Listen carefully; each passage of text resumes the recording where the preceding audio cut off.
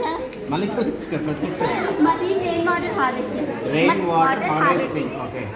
మన ఎత్తు పైన ప్రజెంట్ 78% వాటర్ ఉంది.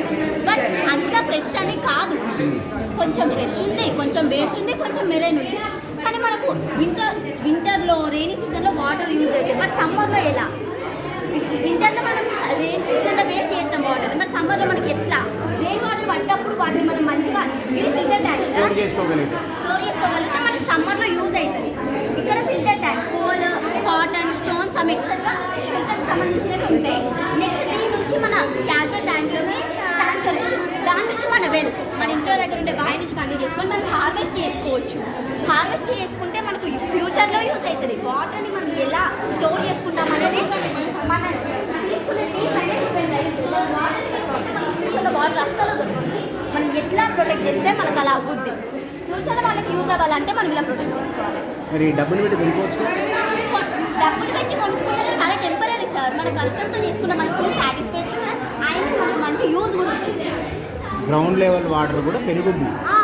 వర్షాకాలంలో ఉన్న నీటిని భూమిలోకి పంపించుకుంటే గ్రౌండ్ లెవెల్ వాటర్ పెరిగినప్పుడు ఫ్యూచర్లో మన ఎండాకాలం అయినప్పుడు కూడా మనకు వాటర్ లభిస్తాయి. రెయిన్ వాటర్ బాగుంది. ఎట్లా పడుతుంది వర్షం? ఏర్పాటు చేశారు, బాగానే మంచి ఏర్పాటు చేశారు. ఓవర్ఫ్లో బయటకు అటు వచ్చి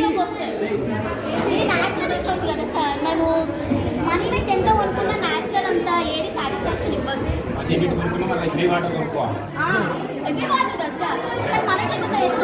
ఓపెన్ పెట్టారు, ఇక్కడ వాటర్ అయిపోయింది. Okay right. అది కొద్దిగా ఓపెన్ చేస్తే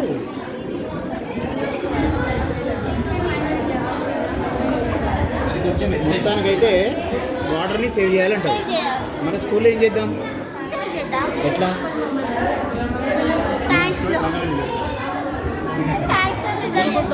ప్రొసీజర్ మన స్కూల్లో ఉందా?